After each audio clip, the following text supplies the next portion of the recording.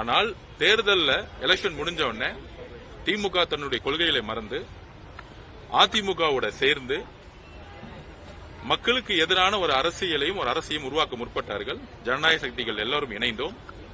அப்படி அந்த கட்சிக்குள்ள ஒரு ஃபேக்ஷன் உருவாச்சு. அந்த ஃபேக்ஷன்ல இருக்கக்கூடிய சி வி சண்முகம் அண்ணா அதை லீட் பண்ணாரு.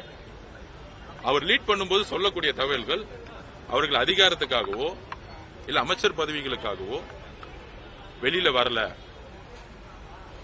இது ஏதோ பேச்சுவார்த்தை அதிகாரத்துக்கான பேச்சுவார்த்தைன்னு தவறான ஒரு தகவலை திமுக பண்ணது.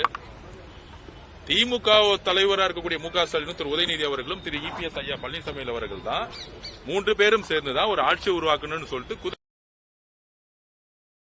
இதுதான் பீப்புள் மேண்டேட்டுக்கு எதிரானது.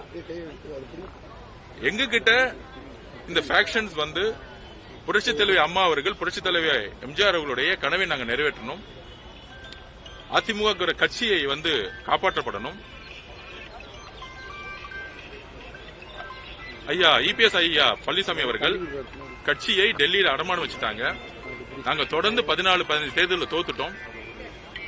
அதிமுகவுடைய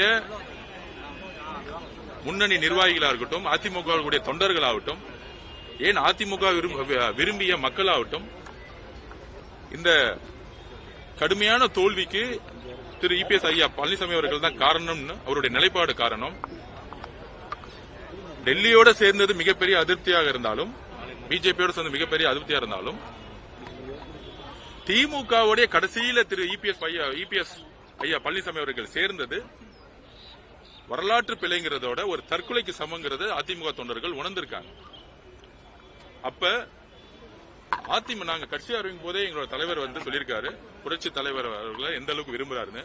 புரட்சி தலைவர் எம்ஜிஆர் அவர்கள் உருவாக்கக்கூடிய கட்சி, அங்க இருக்கக்கூடிய தொண்டர்கள் எப்பொழுதும் தமிழக வெற்றி கழகத்தினுடைய தொண்டர்களோட எப்பயுமே ஒரு அன்போட இருப்போம்.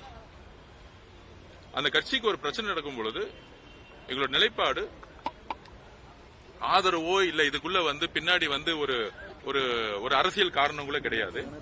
ஒரு இயற்கையாகவே ஒரு தோழமை உணர்வுடன் அண்ணன் தம்பி பாசத்துடன் நம்மளுடைய ஆதரவுங்கிற வார்த்தையோட அதிமுக கட்சிங்கிறது அம்மா உருவாக்கிய கட்சி, அம்மா பாதுகாத்த கட்சி. அதை ஒரு தோழமையுடன் தான் நாங்க பாக்குறோமே தவிர மித்த திமுகவுடைய அதிமுகவுடைய பிரச்சாரம் மாதிரி இதுல எதுவும் கிடையாது. அந்தந்த சட்டமன்ற உறுப்பினர்கள் யாருக்கு சப்போர்ட் பண்ணுங்கிறது அவங்களுடைய உரிமை.